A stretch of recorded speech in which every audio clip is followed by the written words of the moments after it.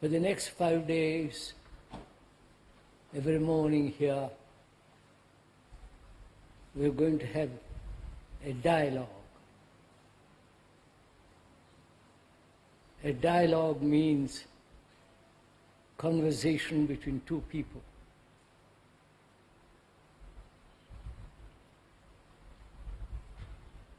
Two people who are concerned about their life, about their way of living, the world about us, and serious enough to resolve their problems.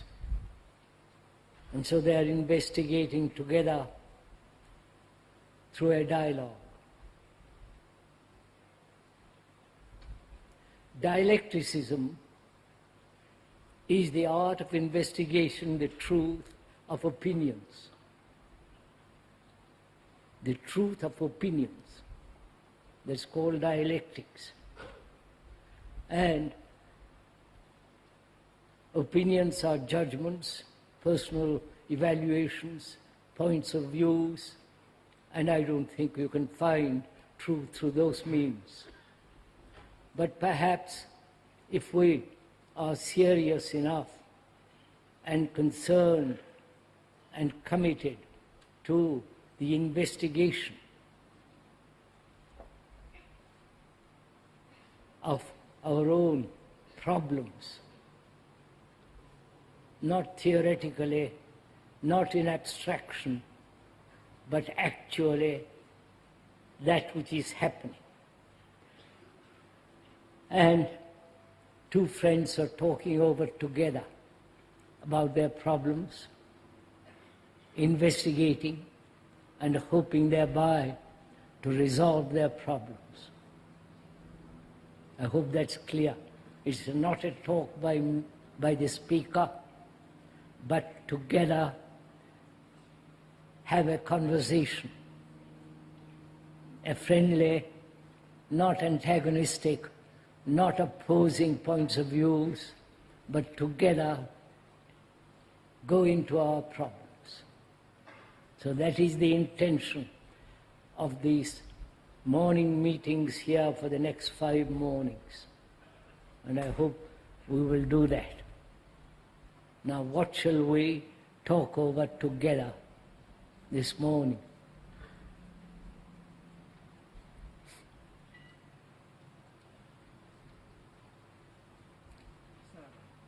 Is it possible to observe thought as it occurs in the present, or when there is observation, the thought is already past? Is it possible to observe thought as it is happening, or to observe thought as it has passed? To observe what is thinking as thought arises and observe that, or investigate thought which has already happened. Any other? Please, let's put lots of questions and see which is the best of them, and take one and work it out completely together. Go to the very end of it. So that is the first question. Yes, sir. I was hit by a car when I was 17 years old. You are? I was struck by an automobile Yes, sir. when I was 17. I've had a great deal of difficulty with energy being stuck in this area of my body. Yes. My leg is torn out. Yes, I understand. And I've listened to you for quite a few years, understand about not identifying with the problem. I wonder if you could go into personal injuries, mental cripples like me. Could you discuss, have a conversation about physically being incapable or having pain, and does that affect the mind? Yes, sir. Does that affect the quality of thinking, quality of feeling, quality of affection? That's two questions. Who answers?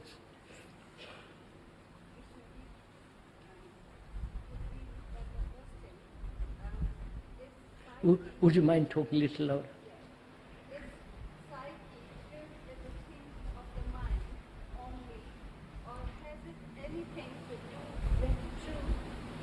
Is there universal psyche? What is this psyche talk about so often?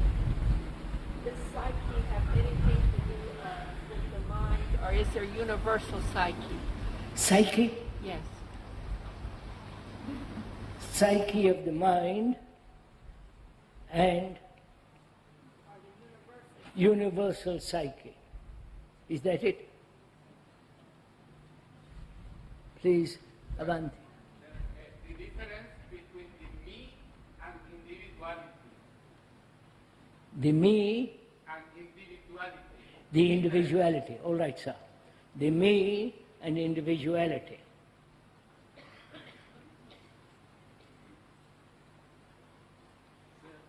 Please tell a little bit more about action, which is not based on thought. Would you talk or discuss, have a conversation about what is action? Whether there is an action which is precise, accurate, and not bring about further actions which will demand greater sorrow, greater problems, and so on.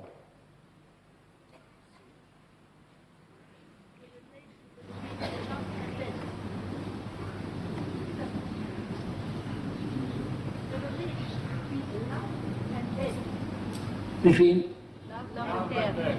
life and death. Love and death. What is the difference between love? The relationship. No, all right. What is the relationship between love and death? No, just a minute, just.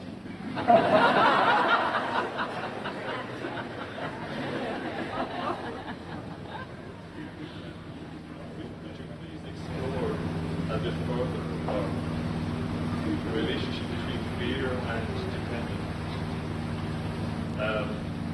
I'm concerned about dependence in my own life and in my relationship with my girlfriend. I see at times, sometimes I've come to be dependent on her, and yet it still continues. Somehow I don't become free of it. Many times I think of just leaving and going away and being on my own, yet somehow I sense that's not the answer, because it will just happen again. And yet there are times when I see clearly my own dependence, and yet I'm not free from it. And also this tremendous fear. You have made your questions, please, short. Relation between fear and dependence. Fear and dependence. Paura e dipendenza da qualcuno. Freedom. What is the relationship between fear and dependence? Could we discuss ambition and why we are so insensitive in our daily lives? You want to say? Ambition and insensitivity in our daily lives. Ambition and Sensitivity. insensitivity in our daily life. Now, just a minute. Which of these questions shall we talk over together? The gentleman asked, Is it possible to observe thoughts in the present? the gentleman asked, is it possible to observe thought as it is taking place, or observe thought as it is over? The other question is, one is physically affected through an accident, through a disease, certain forms of illness, and does that affect the mind? And the other question is, what is the relationship between love and death? And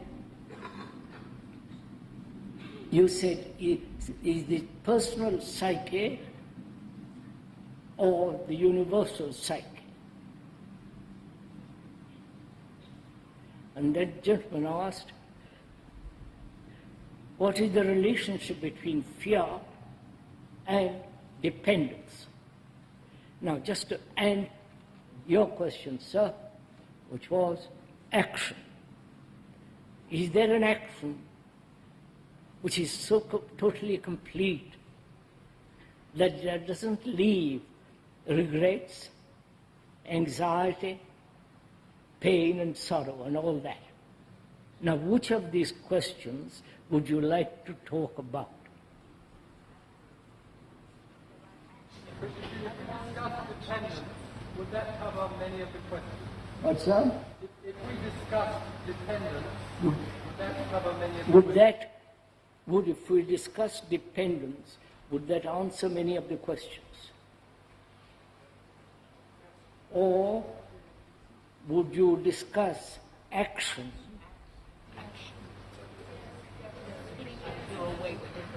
Action in daily life,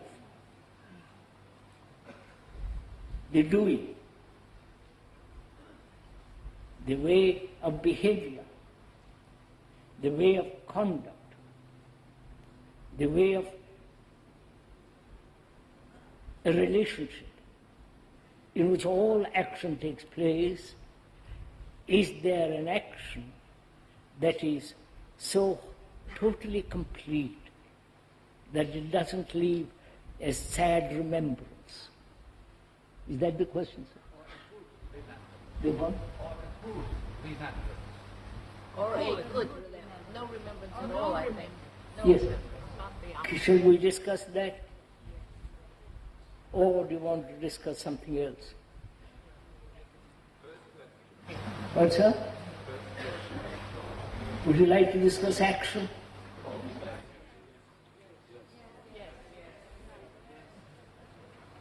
Huh? Yes. It's not my way, whatever you want. All right, let's talk about action. Perhaps in that will include thought. What is the relationship between love and death? Fear and dependence, and physical illness affecting the mind, and the psyche and universal. Can we do this? Do you want to do this? Please. Right. What do you mean by action? What do we mean? Please, this is a conversation. Don't go to sleep. This is a conversation between you and the speaker. Together. I am not investigating, you're just listening. Together, we are going to find out if there is an action which is so whole, complete, total, that it doesn't leave a single shadow of pain, regret, grief, hurt, and all that. Right? So, what do we mean by action? Please, sir, join with me.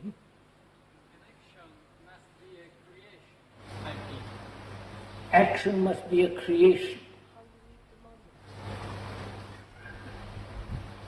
You see, you are now making a statement like action must be creation. We are finished. There is no dialogue. But if we say, that's why I'm asking, please don't offer opinions right off. What you think is action, or hold on to it. Let us take it, examine it, go together. Right, sirs? So first thing is to find out what we mean by that word action. The doing. Do we mean that which has been done, or that which will be done, the action in the past, or the action in the future, or the action which is now taking place. This is action. Action isn't moving from here to there, physically, or taking a hammer and a nail and putting it in a wall, or driving a car. Actual action means that which is happening, right, sir? Not the action which has happened or the action which is going to happen. All this is also action. That which has happened, that which is happening, and that which will happen. Right? Right? Do we agree to this? Please. So, what is the action that has happened? What is it the result of? What is the motive of that action? What is the impetus? What is the conclusion from which an action takes place? You understand? You follow all this, or are you getting tired already?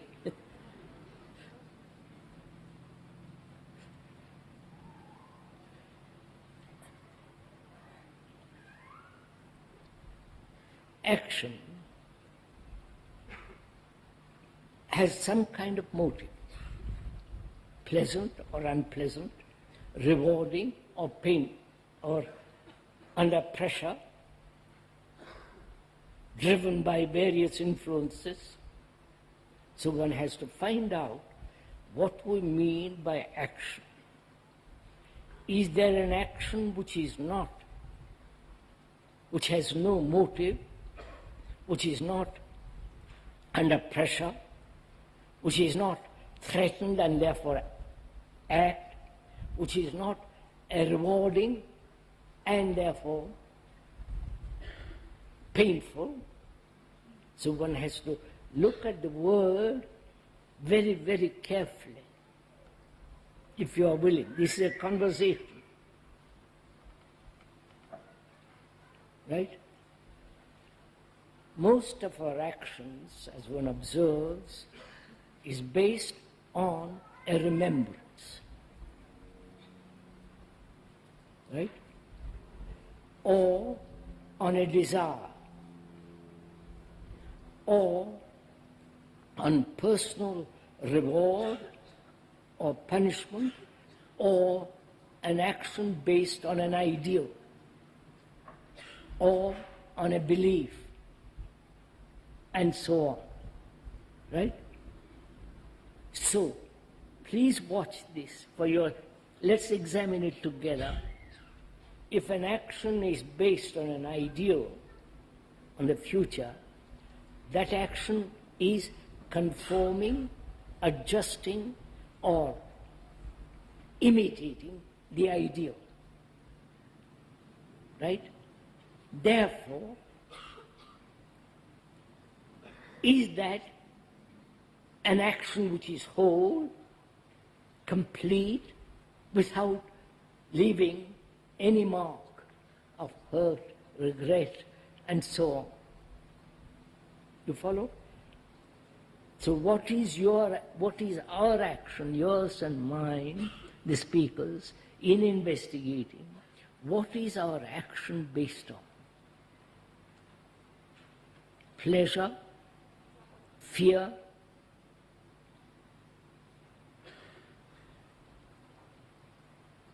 one says, examine it. I am investigating, you have to all silent.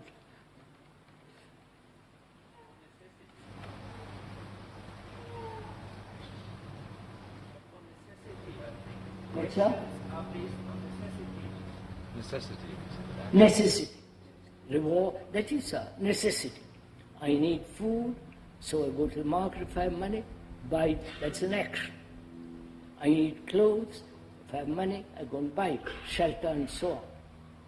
So, on necessity, the needs, physical needs, and then psychological needs. Right?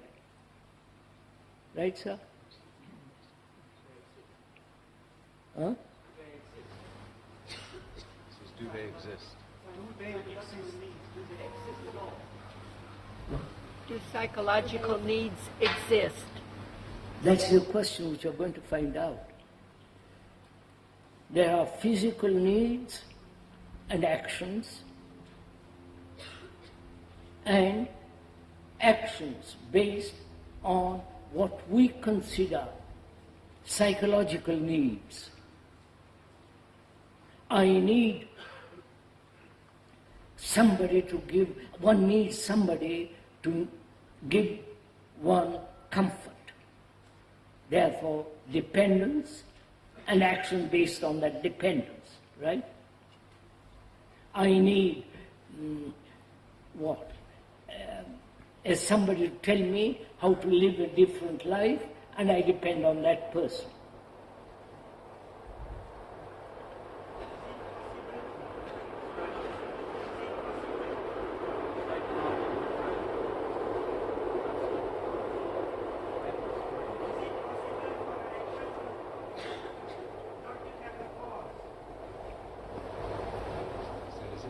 Possible for an action not to have a cause. I can't hear the train is the voice. Is it possible for an action not to have a cause? We're going to go into all this. Go step by step, please. You see, when you make a statement like that is there an action without cause? You're asking a question which is hypothetical, and the answer must also be the hypothetical. But if we go step by step, slowly examining, doing it as we are going along, then there will be no theoretical problems at all, right? So please have considered, in discussion, in dialogue, don't jump to something. See what our actions are based on first, what is actually going on, either physical needs, food, clothes, shelter, and labor required to earn the money to have those, and psychological needs.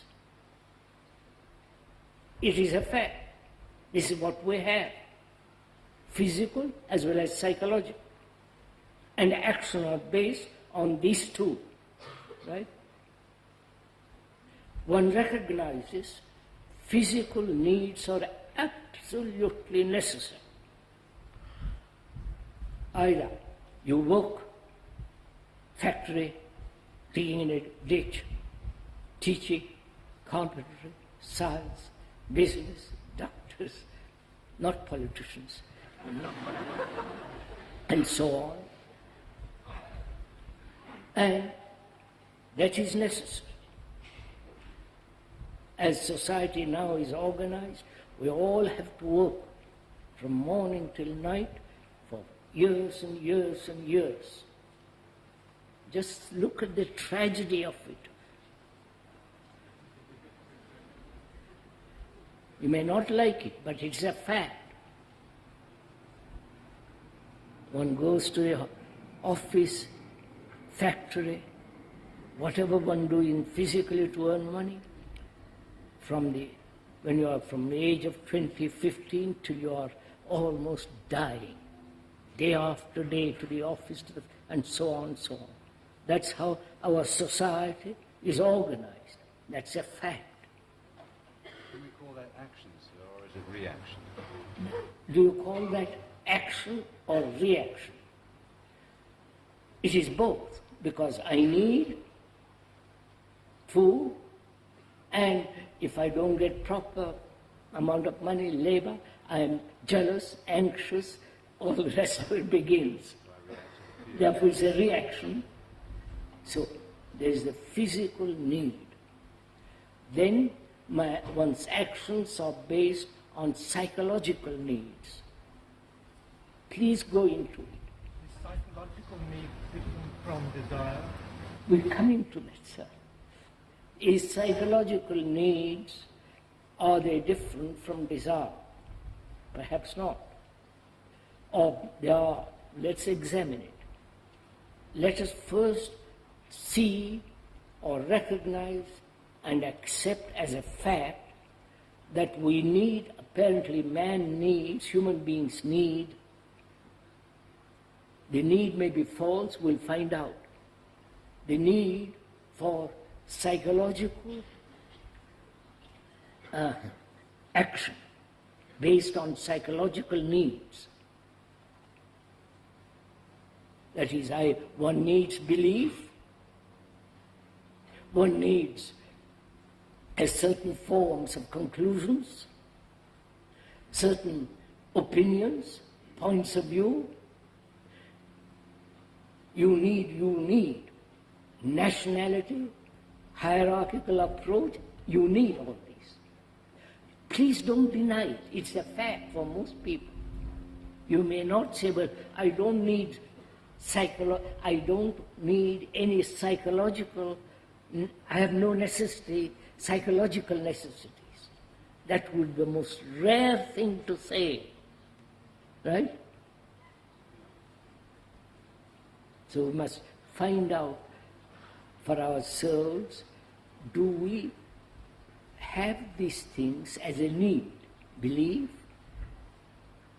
opinions, judgments, conclusions, images, religious and otherwise, religious and images created by the hand and by the mind. You follow all these? Are these needs?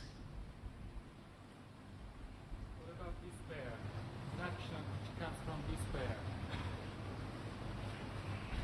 Action comes from despair. What about anaction? That comes from. Huh? What about anaction? That comes from. So, look, first let's look at ourselves, sir. What are your psychological needs, and are there actions born of those needs?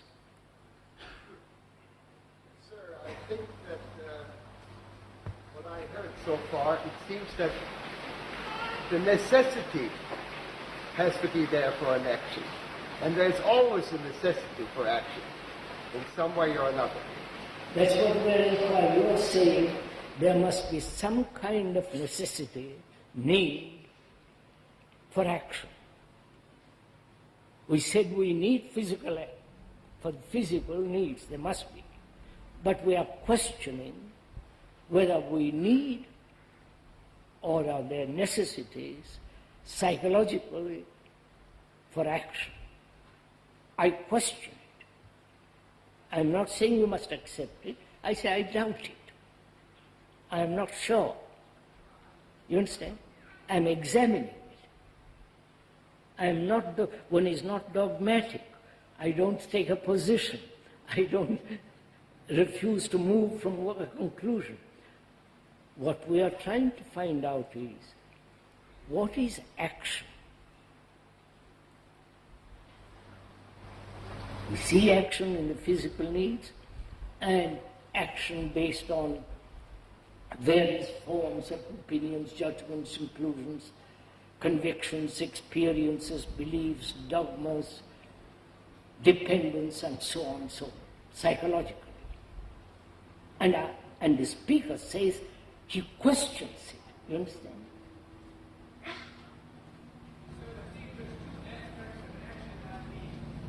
All action is not based on needs. If it was, and if it was based on true observation of a productive need, then there may not be so many problems. But most action is based on desires, on our conditioning, and our needs get lost in all of that. So what is the right need to base an action on? You're asking, are you, sir? Please, if I'm putting your question wrongly, please correct it. Are you saying that we need psychological? All action is not based on need, on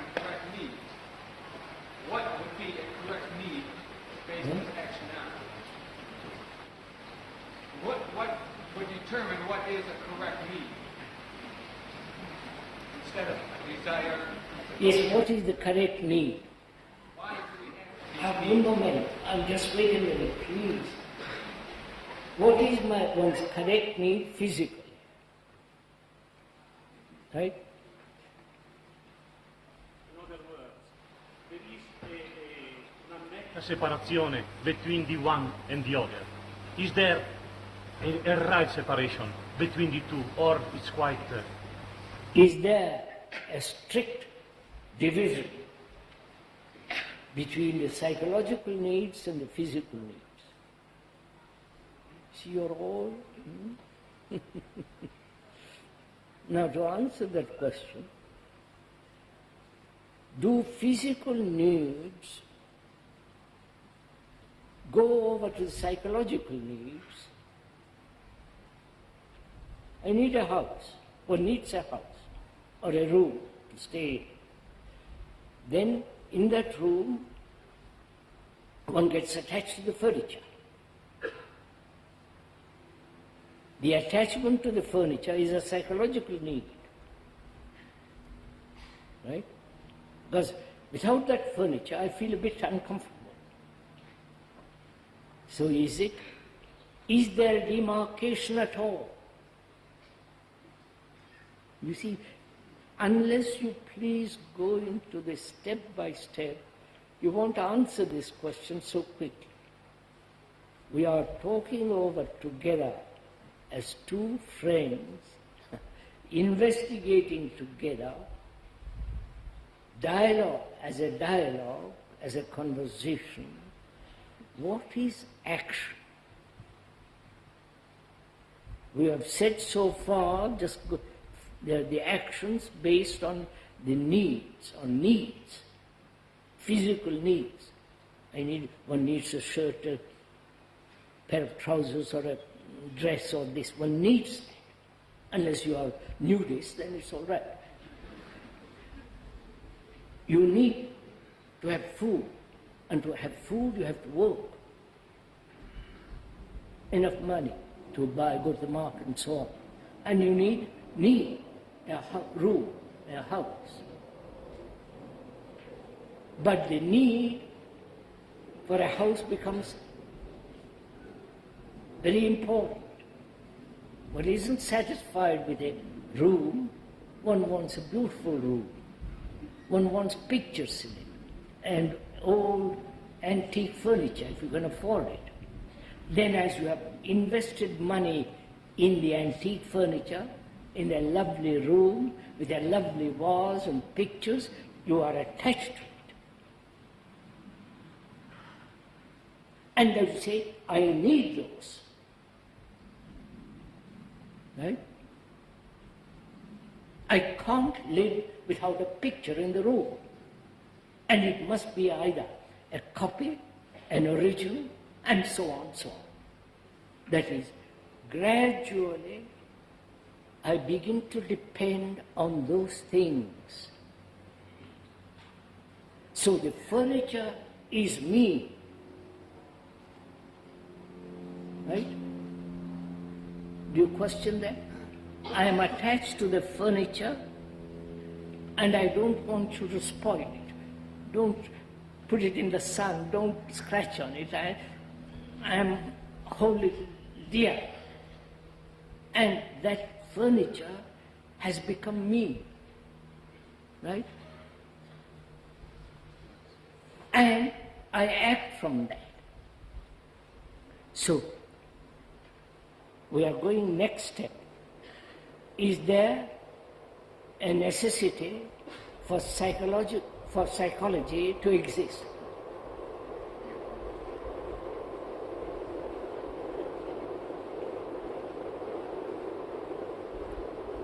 Are there psychological necessities?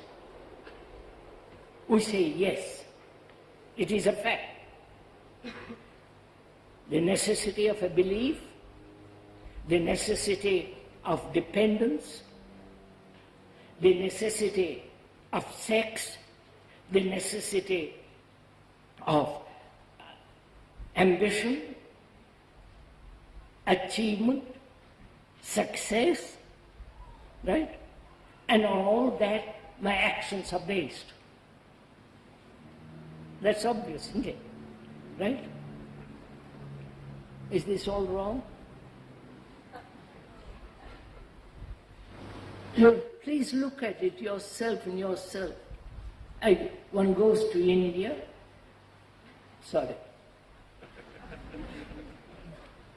because one feels the need for instruction, for wisdom, for knowledge, for enlightenment, because the Western world is too worldly, not interested in religion, and they go to India where there is dirt, romance, and scholar and gurus, and you go. Then you say, I need books. You follow? This is actually what is going on. So we are now questioning whether why we consider that psychologically we need things. Right? That's what we are investigating. Don't go back to the physical needs. We have finished it. Now, do we need beliefs?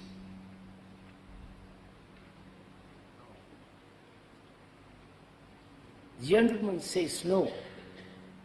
That means you are free of beliefs.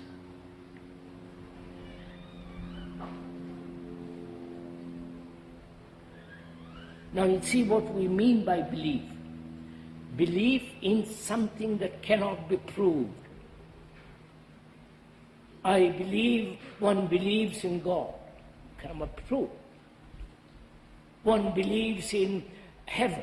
Can't be proved. One believes that there are people living on the moon, not on the moon, somewhere else. One believes that. It can't be proved. So, we believe in nationality. Right? Right? No? Oh, no.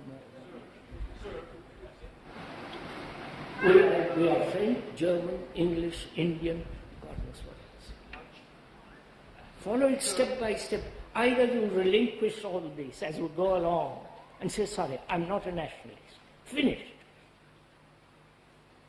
Sir, may I ask some questions? Don't we have to ask ourselves first where those needs come from? Where we're going to go into that. How do these needs arise? What is the cause of it? We're going to find out in a minute if you have patience.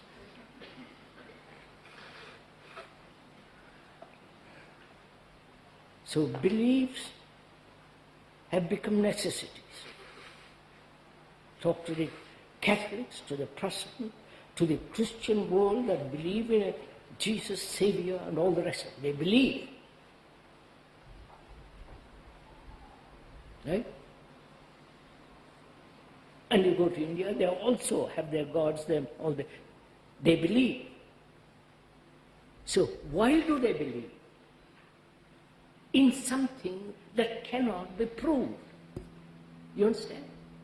That has no validity. Why do they believe? Come on.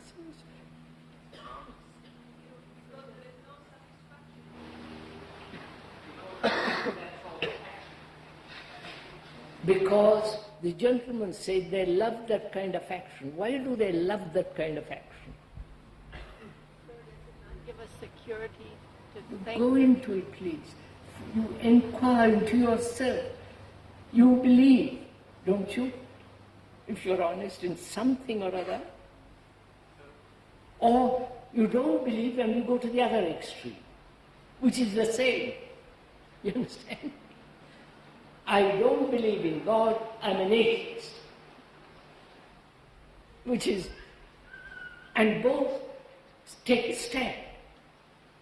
You understand? You know what I mean? Take a stand. That you both remain convinced of their conclusions. So, the belief in oneself is the same thing. Belief in oneself. All right, let's take that. Belief in oneself. What is oneself? Oh my God. What is oneself? Please, no, investigate it. Please talk it over with me. So we try to find security in something else, like a belief. Sir, the gentleman said, I believe in myself. So what is the thing you believe in? Actual image. Just look at it, sir. Look at it, examine it. Do you believe you exist because you have a body? Yes. Do you believe in yourself because you have certain emotions, certain conclusions, certain points of view, certain way of behaving, certain idiosyncratic activities, nay, for bank account or no bank account? Because all that you believe in? You don't even, please examine it. When you say, I believe in myself, I say, what? This is a strange thing to say. What do you believe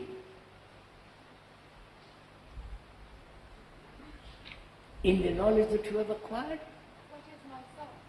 Huh? What is myself? That's what I'm examining, madam. Sir, may I suggest that we take an actual example? What's that? May I suggest that we take an actual example? Most of the people who are present in this tent believe that you are enlightened. How do you know?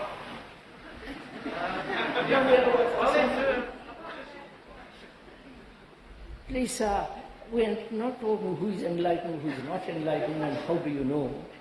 But we are talking about a man who says, I believe in myself. I said, what is this strange conclusion? There I say, who is yourself in whom you believe? Therefore, let's say that I believe that you are enlightened. all right, you sit down there. Please, sir. May I have a few more words into this? Just a few. Okay. Let's say that I don't believe that you are enlightened. I don't believe that you are going to help me. So I don't have the belief that you will in any way help me. Why are you here? I would like to go back. Yeah, why are you here? I'm sorry, sir, I don't... So I would suggest that this person, is the only one who can find out. I don't think this is very complicated. One has to find out for oneself who he is. And now that two friends are meeting and talking over, say, look, who am I in whom I believe so strongly? Right? He said, let's investigate it. Don't say I'm God and stick to it, or I am environmental reactions, or this or that. Don't hold on or take a position. Let's inquire into it. Let's go into it. Not that I'm superior, you're inferior, or you're superior, I'm inferior. Two friends. So I say, I'm asking, who is this entity, myself, in whom you believe? Huh? I can't listen. A piece of the absolute truth. Peace of the absolute truth. Oh, peace of the absolute truth. You see? And then we are finished. There is no discussion possible. When you say you believe in yourself, doesn't that generally mean that a person, has lived in life, he has certain challenges in life, he's overcome some of these challenges, and from overcoming these challenges, or whatever the experiences were, he forms a certain image of himself. And when he says he believes in himself, or she believes in herself, it's that image that they believe in. Is this dialogue worthwhile? Huh? If we could go on with it. As we are going on, is it worthwhile? It's a lovely morning, you can go out for a walk. So I'm asking you, please, is it worthwhile going on with this dialogue? Yes. You're quite right, sir. Huh? I'm coming with That is the real question. What is oneself? That is the real question. I think it is worthwhile. Sir, that gentleman asked, amongst other questions, what is action? Is there an action that doesn't bring sorrow? Is there an action that doesn't breed contradictions? Is there an action that is so complete, so whole, that is finished, without leaving any shadow of regret, of saying to oneself, I wish I hadn't done it, and so on? That is the question two people are discussing. You are the one, and the speaker is the other. We are having a dialogue about it. An action issued from spontaneity? What? Action issued from spontaneity?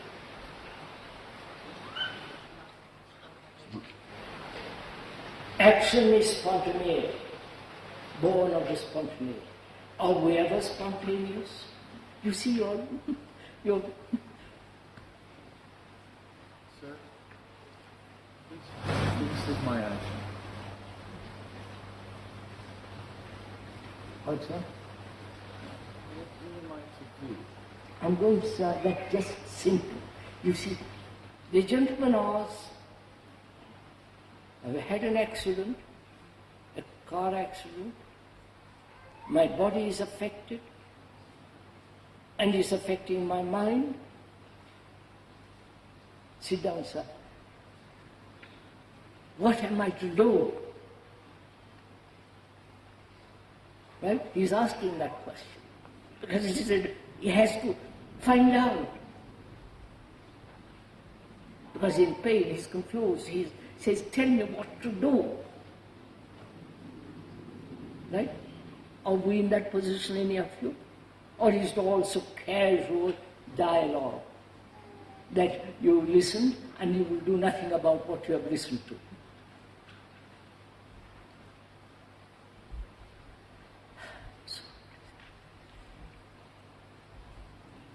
We have spent 50 minutes and we haven't come to any point. So I'm asking, is it worth going on like this? So what shall we do? What's up? Let's investigate the point that we arrive at when we've been able to discover something to open something up. It's that gentleman is concerned about himself, his pain, his anxiety, his nervous reactions from this motor accident. He's concerned.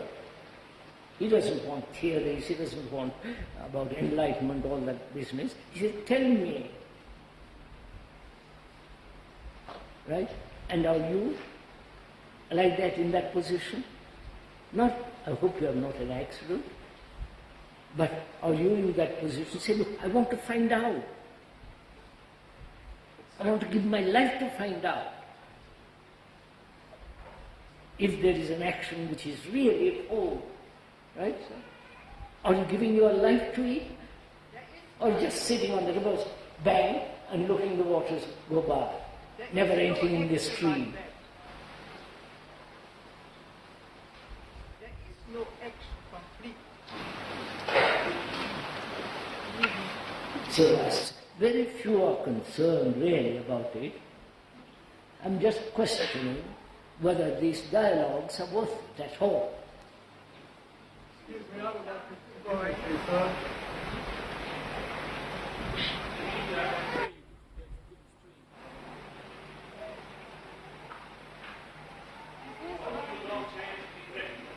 Discussion. We spoke about this case. You are one and we are 1,000. So technically the discussion is not really possible. Perhaps you have to organize them in another way. Gentleman says you are one and we are 1,000, and you can't really have a conversation with 1,000 people. Just listen. You can't have conversation with 1,000 people. Because 1,000 opinions, 1,000 ways. That's why I said at the beginning, sir, please let's think together. Let us put aside our problems, our opinions, our judgments, our way of thinking, our conclusion. Put all this aside, let's think together. You won't even do that. And when we meet 2 or half a dozen, it'll be the same problem. We have done all this. In India, in Holland, in America, groups, small groups, big groups. But nobody gives his life to find out. Just discuss one problem? Can we not just discuss one problem? I am doing one problem. That is the one problem I am discussing still. That is, when a body is affected by an accident, why does it enter into the psychological, mental state? Right, sir? Yes.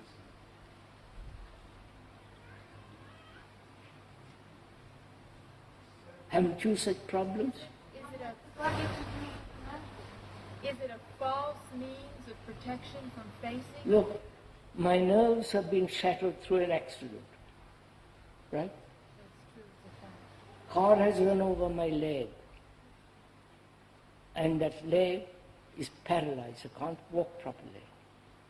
And that affects my thinking.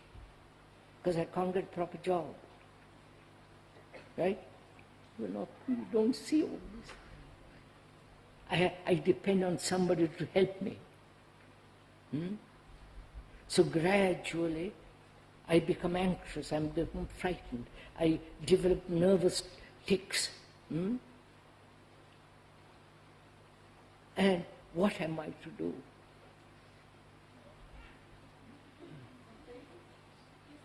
Myself. The question is my body myself? Huh? The question is my body myself? That's what we are discussing, madam. We talked about it. But you all refuse. You want to go off in different directions.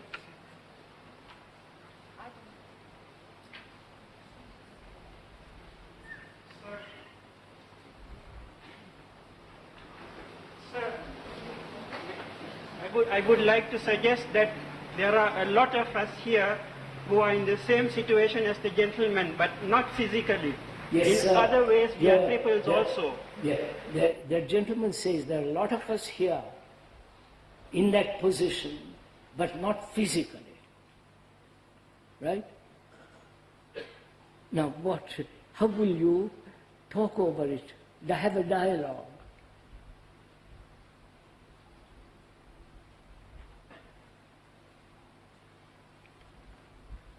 I say that only to say that I think the dialogues are useful for us, for me in any case. What's that? The conversation is very useful for me. Yes. Look, sir,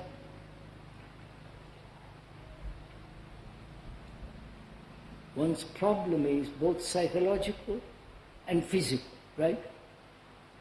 right? One is affected physically, and therefore the nervous organism has been upset, crippled, and it affects my thinking, one's feeling. And one is frightened. There's one problem, which is the result of a physical accident. And the other is, equally one is crippled, psychologically, right? Psychologically one is crippled by belief, dogma, and all the rest of it. Dependence, attachment, fear, and so on. Now, can we see these two facts first? Not move away from that. The fact one is physically crippled and the other psychologically blunted, crippled. Now what shall we do? Or you say, I'm perfectly healthy, therefore I'll walk out. That's all right too. You understand? You understand what I'm saying? Are you in that position? Say, sorry, I'm not crippled physically, I'm not mentally, psychologically, affectionately, there's no ugliness, there's nothing crippled, and therefore I'm perfectly healthy. Right? That's a very rare person. So we have got these two questions. What is the action? Please follow it.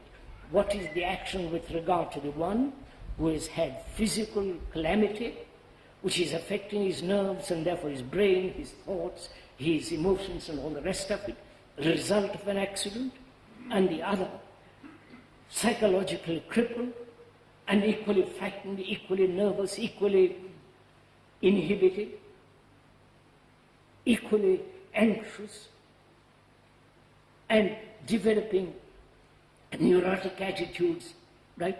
Both are similar. One you think is physical, the other is psychological. But both are similar, right? Right, sir? Now, what is the action with regard to this one thing physically affecting the nerves and the brain, and the other crippled by tradition, crippled by belief, crippled by attachment, crippled by various pressures, job, you follow? They both come to the same thing, right? Do you see that? Please. It is though these two are not separate, they are one, right? One is physical, one is psychological. The physical brings about the psychological results, which is what is happening to most of us, which is psychologically we are crippled. Now what is the action? Right? Right, sirs? Shall I go on with it? Yes. Ah, you see? Conversation, you and I, together sharing it. Sir, from this would I have an insight that... No, just a minute, madam. Look, what... I will go into it, but we are going into it together. Not I go into it, you listen, then make an idea of it, and then pursue it. We are doing it together now. Right? So, monsieur, right, he's going to sleep. I'm going to it. That is, we are having a conversation between you and me. Don't bother about that gentleman, please. He's tired, he's had an accident, he's in pain, he must be tired. Leave him alone. Don't project your ideas onto him. Gosh. So, what is action with regard to this one thing? Human beings are crippled, right? Both psychologically and physically. Some are extravagantly crippled in both ways, others are medium, partial. and what is the action which will correct this thing. Is this clear? Now let's talk it over together. Why do we... no, wait a minute. Which is most important, the psychological aspect of this or the physical aspect of this?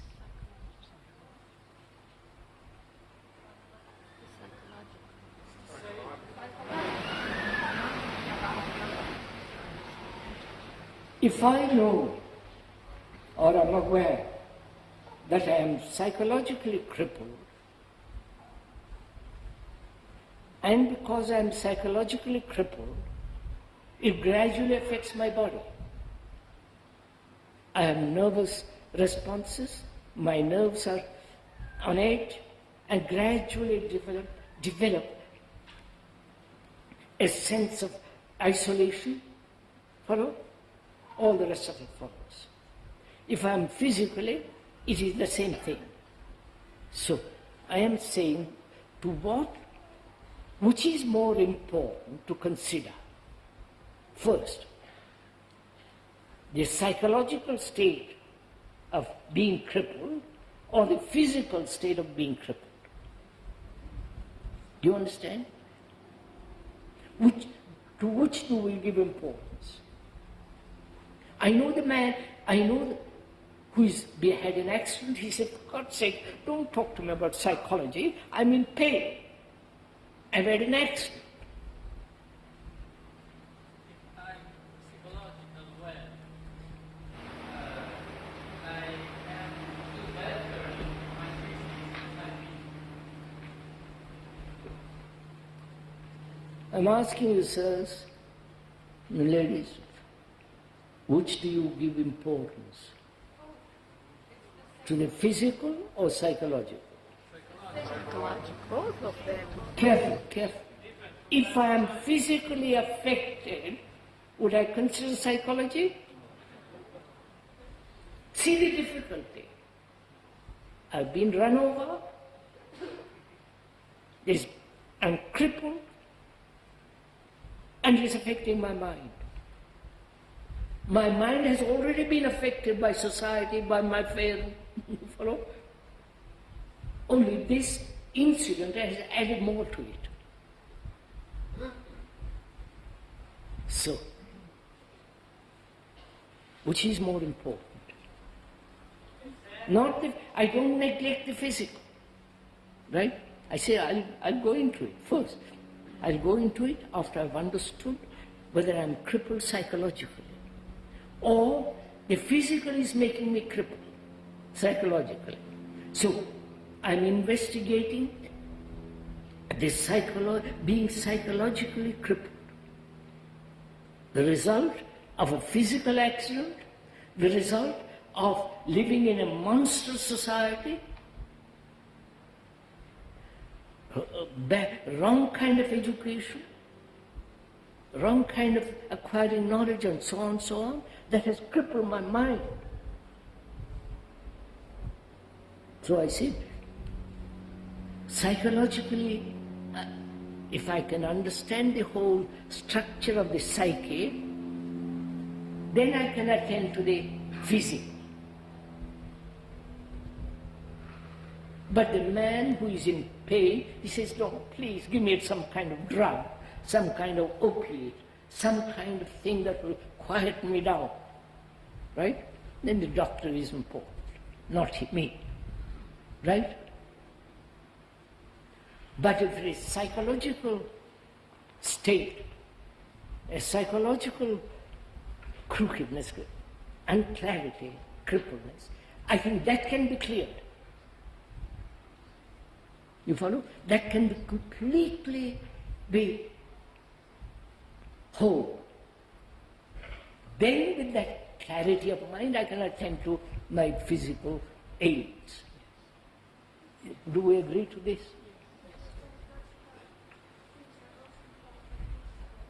In relationship with violence or things like that, then it's much more difficult.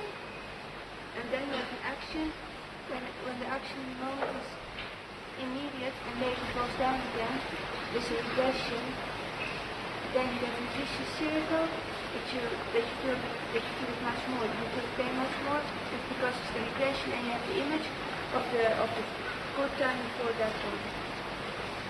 Narayana Kanti, perhaps somebody who's heard will bring close near to you, can explain what you have said.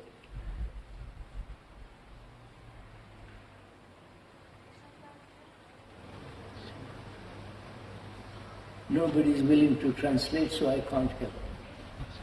So I'm saying myself, can this psychological, this being crippled psychologically, can that be made whole? That is the question. Which means action. I can't sit down and say, I'll make it whole. Or go off into a monastery. It can't be done. It needs action. I have to do something. Right? Sorry to interrupt, but I feel that now we are putting our foot into an old trap. And the trap is that we sit here and watch you perform. We are perfectly sure, we know it, we've seen you do it 100 times. We know that in half an hour you can totally break out of all psychological attachment, yes, sir. And probably physical and spiritual and everything else. Unfortunately, sir, I don't know, maybe I'm odd man out. If so, I may sense a certain hostility on the part of some members of the audience who may feel that I'm throwing a spanner in the works. They want to watch you break out into on cloud 9. If so, I don't want to interfere with them. I'm happy to leave. Avanti, sir. Go on, sir. My position... Sir, I'm listening to you. If they are antagonists, let them be. That's right. They Come can on, say sir. so and I'll leave immediately. Come right. on, sir. So, sir, as I see it, it's like this. 10 minutes ago, after having spent 50 minutes, you came to a point where you felt that we were all just pussyfooting around with the thing, talking theoretically, not really having the least bit of gumption to get into this thing. All we wanted to do was theorize and watch you do the trick. Then, in despair perhaps, you seemed to have washed your hands of the whole thing, resigned yourself to the fact that we were a lot of useless nincompoops, and decided to have a dialogue with yourself, which is what you have been doing for a long time. If so, it seems to me that it can only harm me, because watching you have a dialogue with yourself is very entertaining, maybe a bit instructive. I've seen you do it a lot of times. But it's not going to get me anywhere. No, sir. Quite right. Since it seems as though this is the only choice, either we've got to have the gumption to have a proper guts, a real dialogue with you, which means we've got to care about this thing, which means we have to stop saying how much benefit we're getting and please go along and carry on and nobody should interrupt and so forth. I mean, even when our friend Christian interrupted and said that he feels that most people here look on you as an enlightened person. You didn't want to go into all that, but it's perfectly true. We do look on you as an enlightened person. Unfortunately, the fact that we do so means that we can't listen to you at all. That's all. And I don't think we are listening to you. Yes, sir, I know this. So now just tell me what I should do, put me out of my problem. Because to carry on sitting here, I feel I just have to listen while you do your act. It's a marvelous act. I want to be in that chair. I don't want to listen to you do it. I know you can. Sir, I made it perfectly clear all along my talks that please, there is no authority. Don't say what other is enlightened and all the rest of that business. I said, look at yourself, right, sir? Be serious, be committed, put your whole mind into it, right? Quite right, sir. I have been saying this at every meeting. I don't blame you at all, sir.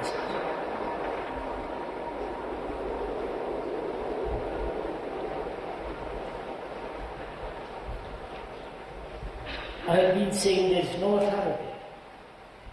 I've been saying, please, the speaker is not at all important. You are important as a human being. Let's talk about that. But apparently, we don't do that. So what shall we do? I don't know. I do know. You do know. What is it, sir?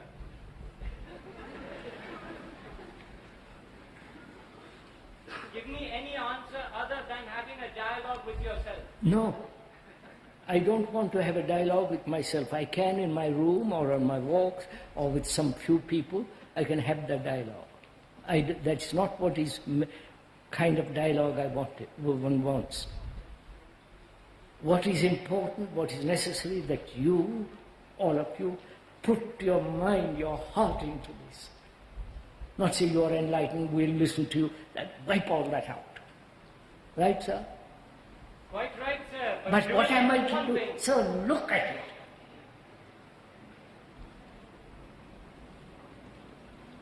I keep on, the speaker keeps on insisting on this. Every day of his life.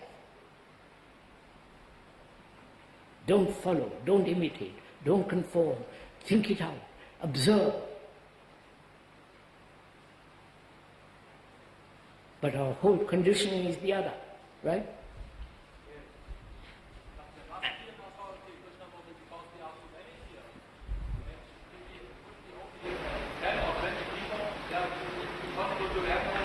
Is it a question of too many people? Sir, there are not too many people. If you really want to find out for yourself, then your whole attention is drawn and you are examining.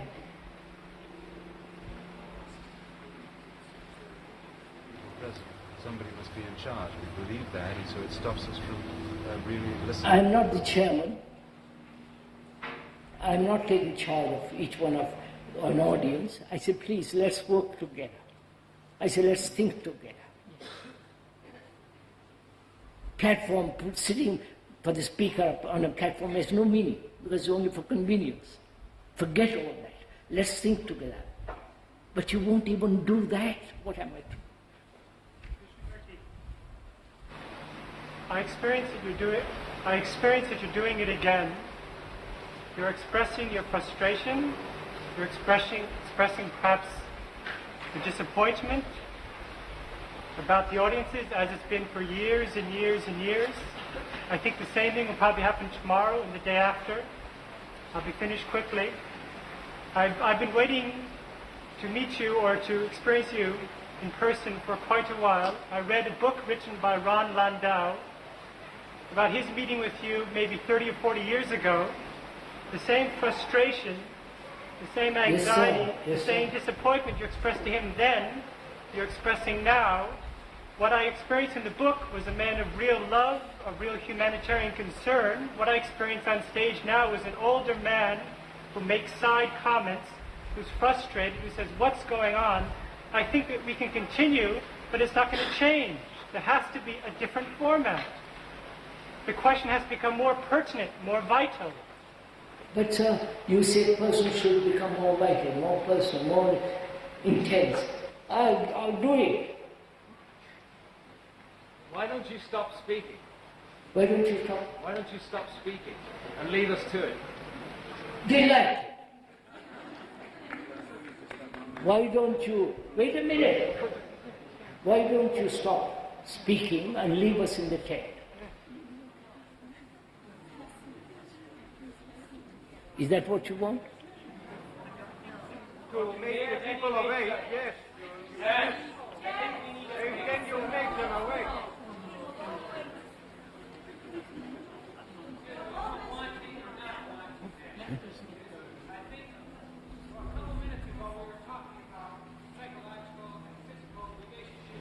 And how they were both a kind of, well, psychological was a more important process in that. So, first point that I thought was important was that everybody had to realize that they had these psychological incapabilities. But how many people really realize, or even looked at their psychological shortcomings? How many people examine exactly what that all involves? But that is the point. I would clap you, but I don't underhear. Acknowledge the fact that they are psychological. How many people are willing to acknowledge they are psychological cripples? You can't. Unless I say I'm blind, please help me, then I can do something. But if I say, no, I'm sorry, I see quite clearly, there is no point.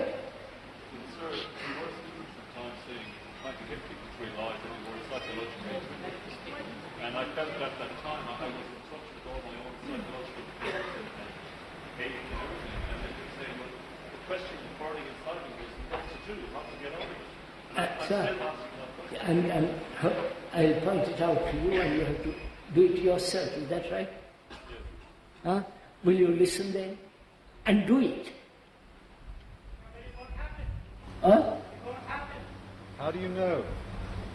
What? It won't happen. So? That it won't happen.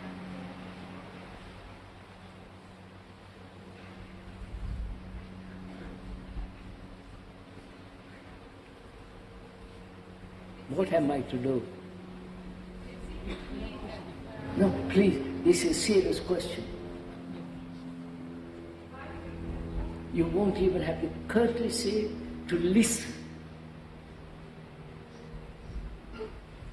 to find out what the man is saying, and then see if it applies to you. If it applies to you, then say, let me put my energy, my guts, my whole heart into it to be free of it. You don't do that. What am I to do? If you do it, so much the better. Huh?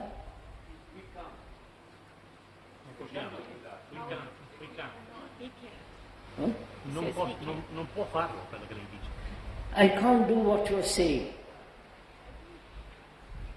Can we ask why the people who cannot do that and who keep on coming here year after year, they come here to say they cannot do it, but why can't they do it? Can they tell us why they can't do it? I'm going, sir, it will become another dialogue with myself.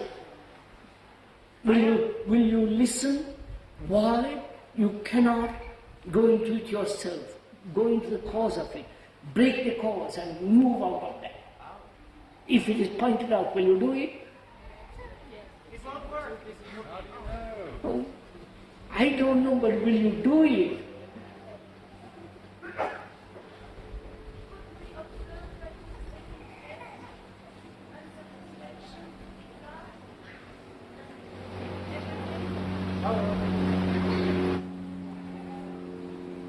I want to be a good carpenter.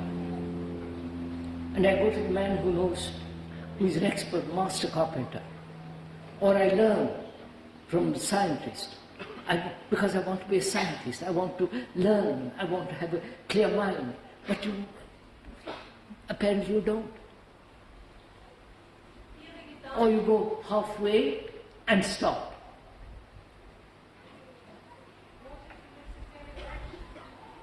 Will suffering help you? Will somebody telling you, hitting you on the head? Offering you a reward of heaven if you do this, this, this?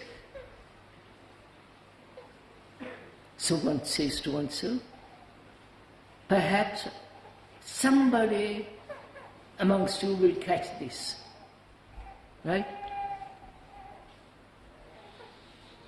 Like grain thrown out, it might fall on the rocks, or in a fertile field, or just die by itself. But the man who is throwing out the grain, he can't help it. You understand? He does it. He does it, maybe do it out of affection, compassion, love, and all the rest of that business. And so, he's not concerned where the seed drops. Right? I am doing that, sir. I am doing that. Will you listen? will you say this, my problem, I've got to solve it. I'll put my life into it,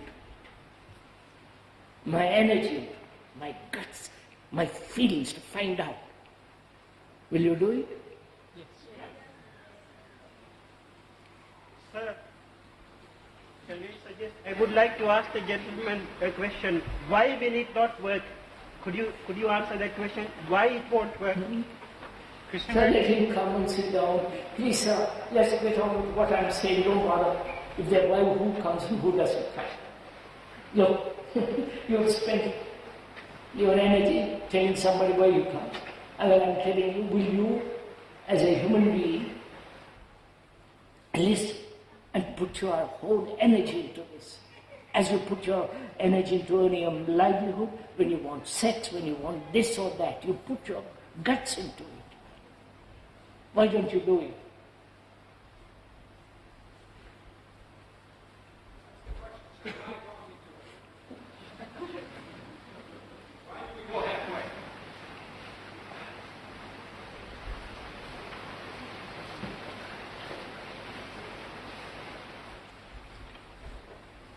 See, by the end of nearly 2 hours, an hour and a half, we haven't even discovered for ourselves. Not I have a dialogue myself and do a performance like an actor. I am not that. I would walk out of this tent if I feel it was hopeless. And you will never see me again. I mean it. But I feel somebody amongst you will take the coin. Somebody will say, yes, I've got it. Let me go with you. And I'll go on doing this. Please, I'll go on doing this all my life. Somebody will catch some far. If you don't, you don't. That's not my business. It is.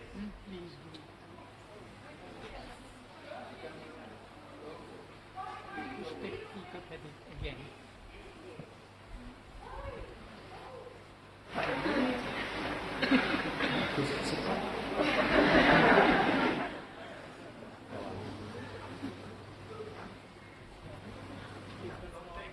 Look, sir, an hour and a half. What have we done in the morning? You, not me. I'm very clear what I'm doing. Whether 2 people listen or 1,000 listen, I'll go on. Or nobody listens, it doesn't matter, I'll go on. So leave me out of it. But if you are willing to listen, go into it. We'll go together to the very depth of it. But you must give your energy. It's like those people having their own particular guru and coming here and say, yes, I'll listen to you. Or having their own opinions, conclusions, and not letting them go.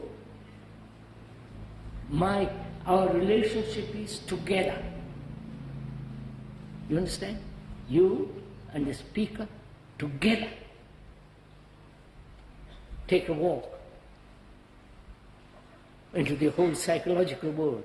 This is not my performance, it's you. You have to act. Right?